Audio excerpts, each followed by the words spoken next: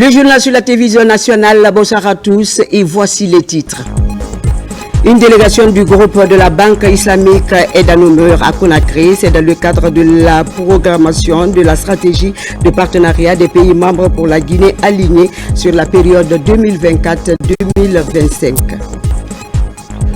Et puis, pour clôturer 16 jours d'activisme contre les violences faites aux femmes, un cadre d'échange a été organisé pour sensibiliser la jeune génération. Un livre a été écrit à propos, c'est l'œuvre d'une jeune autrice qui donne sa participation dans la lutte contre ce fléau. Et enfin, plus de 50 jeunes passionnés du graffiti renforcent leur connaissance sur les techniques de cet art. La formation a pour objectif d'afficher et de renforcer leur créativité. Bonsoir à tous. Tout d'abord, le pôle financier a été présenté au CNT ce lundi. Le projet de la loi de finances initiale 2025, il s'équilibre en recettes et en dépenses à plus de 41 000 milliards de francs guinéens. Le projet budgétaire présenté à l'organe législatif prend en compte le développement socio-économique du pays. Suivons le résumé de cette présentation avec Robert Sidi Tono. C'est par 7 minutes de silence en la mémoire des victimes du récent drame survenu que cette plénière consacrée à la présentation de la politique générale du budget 2025 a démarré. D'abord, le ministre du Plan et de la coopération internationale a axé son intervention sur les perspectives macroéconomiques internationales et nationales avant de revenir sur les piliers fondamentaux du méga-projet Simandou Vision 2040. Ce projet de loi de finances initiale 2025 correspond à la dernière année de mise en œuvre du programme de référence intérimaire 2022-2025. Il va ainsi fortement contribuer à la réalisation du programme Simandou 2040 à travers l'exécution des projets d'investissement par les financements du budget national de développement et de nos partenaires extérieurs.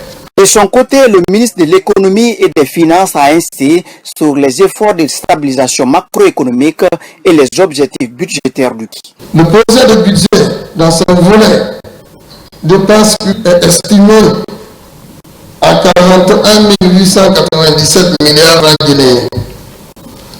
Ainsi, en ce qui concerne les dépenses d'investissement, le gouvernement prévoit un budget ambitieux de 14 243 milliards, dont 50% seront couverts par des ressources internes, soit 7 200 milliards.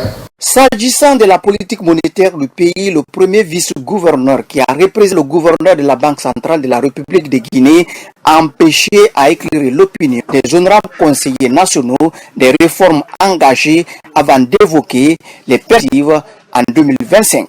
Malgré les dépréciations observées à la fin du mois de septembre 2004, le franc guinéen, notre franc guinéen, a montré une tendance à la stabilité et s'est même apprécié par la suite par rapport au dollar américain et à l'euro.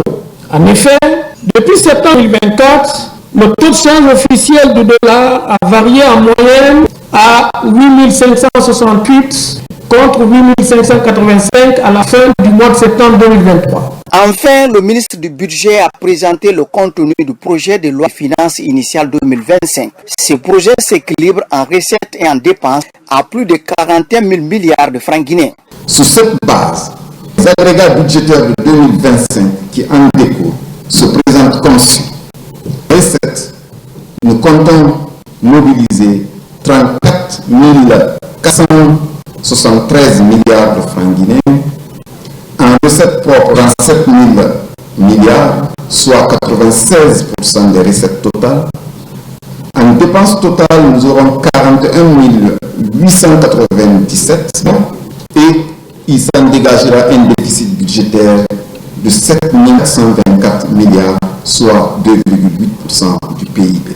Dans son discours d'ouverture de la session budgétaire 2025, le président du CNT a d'abord loué les efforts du gouvernement dans l'approche de développement du pays. Il a par ailleurs exhorté chacun à un sursaut patriotique pour doter le gouvernement d'un budget pour faire face aux besoins pressants de l'heure. L'avenir de la Guinée ne se construira sur des promesses, mais sur des actions concrètes et mesurables. Le projet de loi de finances initiale 2025 est une occasion pour nous de démontrer notre engagement envers le progrès, l'équité et la prospérité, conformément à la vision du CNRD et de ce plan. L'expérience montre que la transparence, le contrôle parlementaire permanent, la budgétisation inclusive et participative, l'exhaustivité des informations budgétaires publiées contribuent de manière importante à de meilleurs résultats en matière de développement. L'expérience du débat d'orientation budgétaire de ces 3 dernières années a mis en lumière qu'en fournissant des détails sur les programmes, sur les données non financières, sur l'objectif de performance de l'exécution du budget et les informations associant les objectifs de la politique aux dépenses budgétisées, les citoyens peuvent avoir connaissance de la vérification et du suivi des objectifs de développement, des allocations, des dépenses et des résultats conséquents. Notre action en tant que membre de l'organe parlementaire est de veiller, en plus de la fourniture par le gouvernement des données plus ouvertes, à ce que l'intégration du développement durable à la gestion des affaires publiques devienne une nécessité impérieuse, non seulement pour répondre aux enjeux environnementaux et sociaux contemporains, mais également pour assurer la pérennité et la rentabilité des plans et programmes à long terme. Les travaux de la LF poursuivent dans les travaux en commission et en intercommission. Je le disais en titre, une délégation du groupe de la Banque islamique de développement, BID, est dans nos murs à Conakry. C'est dans le cadre de la programmation de la stratégie de partenariat des pays membres pour la Guinée, alignée sur la période 2024-2027 sous la coordination du ministère du Plan et de la coopération internationale. La mission a identifié des projets publics et privés prioritaires et les besoins de développement de la Guinée. N'est-ce pas, Tabansila? On t'écoute. À Conakry, la programmation de la stratégie de partenariat des pays membres pour la Guinée 2024-2027 est officiellement lancée. La démarche justifie la présence de cette mission de la Banque islamique de développement. Pendant plusieurs jours de travail, il s'agira d'identifier les projets publics et privés prioritaires alignés sur les aspirations stratégiques et les besoins de développement pour la Guinée. Depuis 2019, le portefeuille de la BID en Guinée connaît une nette amélioration en matière d'engagement. À date, le montant total des engagements des projets de programmes actifs est estimé à 1,145 milliard de dollars contre 261 millions de dollars en mars 2019. Quelle performance! Soit une progression de 340%, le taux global moyen de décaissement qui tourne autour de 45%. Place le portefeuille de la BID en volume et en taux de décaissement en tête de liste des différents partenaires qui accompagnent la République de Guinée. Après le ministère du Plan, la mission est reçue au MEF, ministère de l'Économie et des Finances. Ici, le chef de département souligne l'engagement constant de la BID dans la mobilisation des fonds en faveur des projets de développement pour la Guinée. Il est important de rappeler que depuis l'avènement du CNRD, le 5 septembre 2021, la Banque islamique de développement s'est montrée solidaire auprès du gouvernement guinéen en poursuivant le financement des opérations de développement en faveur de notre pays. Depuis cette date, le niveau de décaissement, vous l'avez mentionné, s'est nettement amélioré, en passant de 38% à plus de 44%. Cette performance est la preuve éloquente de la qualité de notre coopération. Le succès de cette mission repose sur notre capacité collective à relever certains défis, notamment la clôture de projets anciens, la simplification des procédures de décaissement et l'amélioration de la coordination entre les parties prenantes seront des étapes importantes et essentielles pour libérer le potentiel de cette stratégie. Pendant son séjour de travail à Conakry, la mission de la BID aura un tête-à-tête avec plusieurs départements ministériels ayant bénéficié de ces financements.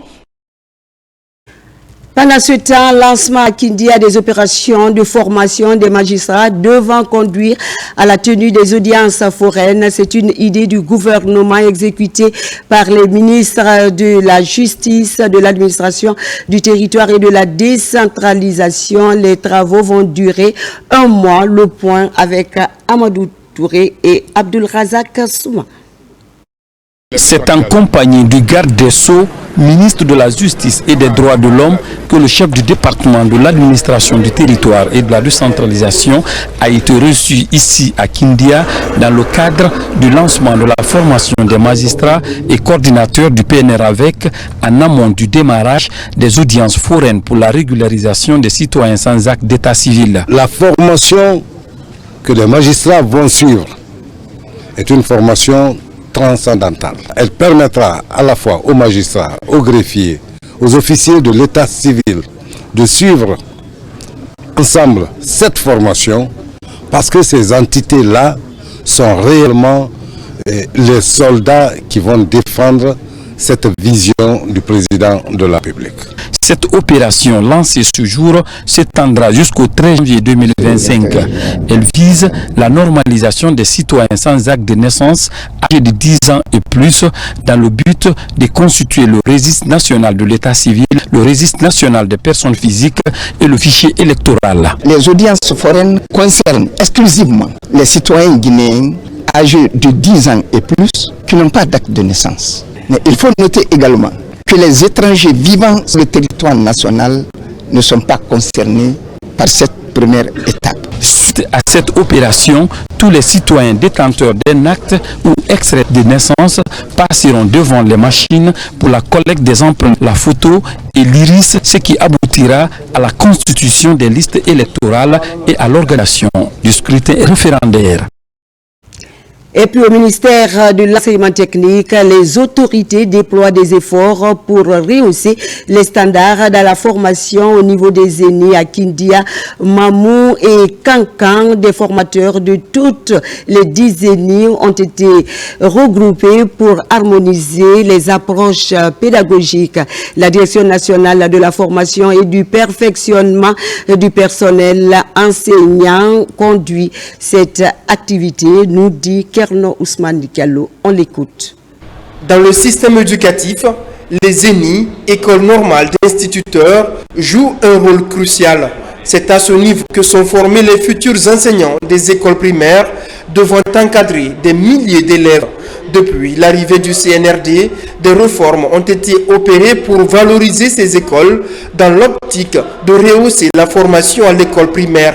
Le ministère de l'enseignement technique, de la formation professionnelle et de l'emploi entreprend ainsi un programme spécial pour moderniser les approches pédagogiques dans la formation des futurs enseignants du primaire. Cette activité s'inscrit dans notre plan d'action, dans le plan d'action de la Direction nationale de la formation et du perfectionnement des personnels enseignants, et vise à capitaliser, à généraliser des approches pédagogiques innovantes qu'on a initiées, qu'on a implémentées avec l'appui technique et financier de notre partenaire allemand, la GIZ.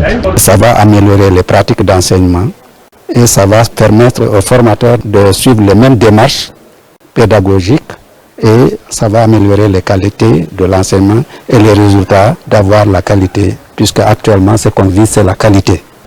Les approches innovantes, fières pour tous, Fit for School, exposés thématiques et sciences standardisées de feedback ont déjà été expérimentées dans 5 ENI.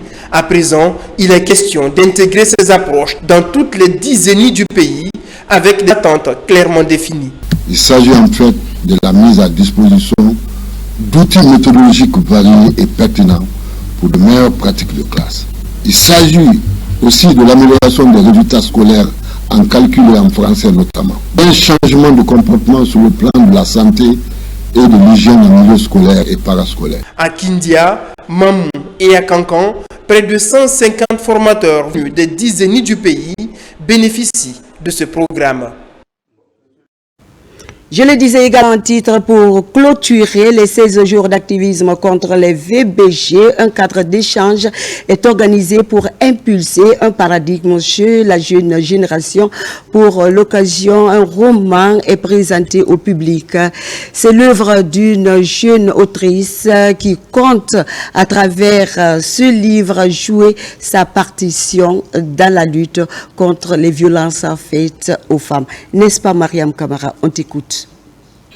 Faite en 2 temps, cette rencontre a connu pour sa première phase une rencontre sur l'état des lieux des violences basées sur le genre en Guinée, animée par des panélistes composés de différents acteurs qui interviennent dans la chaîne de lutte contre les VBG. Ensuite, un roman a été présenté au public, une œuvre qui vient garnir les rayons des livres dans la lutte contre les violences basées sur le genre. Son livre contient la vie de toutes les femmes, parce que ça relate les faits que la plupart des femmes, pourquoi pas toutes les femmes ont vécu d'une manière ou d'une autre, parce qu'on dit qu'une femme sur 3 est victime de violences basées sur le genre, et par jour. Et à chaque 10 minutes, il y a une femme qui meurt dans le monde entier suite au VBG. Donc c'est ce qu'il a retracé ici. Je ne connaissais pas beaucoup de choses par rapport aux violences basées sur le genre. Maintenant, je pense que je suis à disposition de prendre des mesures et d'être un acteur majeur pour freiner ces violences basées sur le genre. Silence pluriel, un roman de 69 pages, a pris plus de 3 ans à son autrice. Julie Noailles revient sur les sources de son inspiration. Ce roman, je l'ai écrit après être passé par les cas de violences basées sur le genre. Je l'ai rédigé vraiment comme pour briser le silence et aussi inspirer d'autres femmes à briser le silence et à se sentir valorisées, à ne pas se sentir honteuse d'être violentée, mais à être des actrices de la non-violence. L'idée est de provoquer un changement de paradigme chez les lecteurs. Un roman inspiré des faits réels qui se veut être une réponse aux violences basées sur le genre à travers des histoires touchantes qui relatent la mésaventure de plusieurs victimes.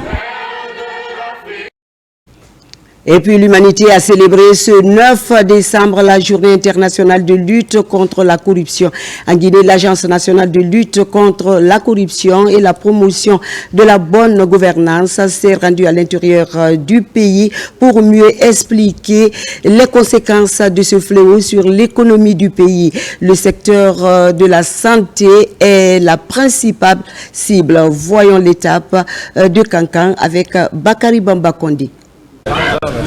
Tout le 9 décembre, l'humanité célèbre la journée internationale de lutte contre la corruption sur initiative de l'Organisation des Nations Unies. En Guinée, la fête est délocalisée dans la région de Kankan. Il s'agit pour le secrétariat exécutif de lutte contre la corruption et de promotion de la bonne gouvernance d'être en contact direct avec les services concentrés et décentralisés de l'État pour leur expliquer les impacts négatifs de ce fléau sur l'économie et l'émergence du pays autour du thème « S'unir avec la jeunesse contre la corruption, former l'intégrité de demain ». C'est l'occasion pour nous de nous adresser à tous les corps de métier, à toutes les structures, à toutes les couches de la population sur les dangers et méfaits que représente la corruption. Le président de la République du général Mamadi Doumbia en a pris conscience et a fait vraiment de cette lutte un maillon fort de sa gouvernance. C'est pourquoi il nous a confié la tâche de nous engager résolument dans son éradication. En 2024, le secteur de la santé est au centre de la célébration.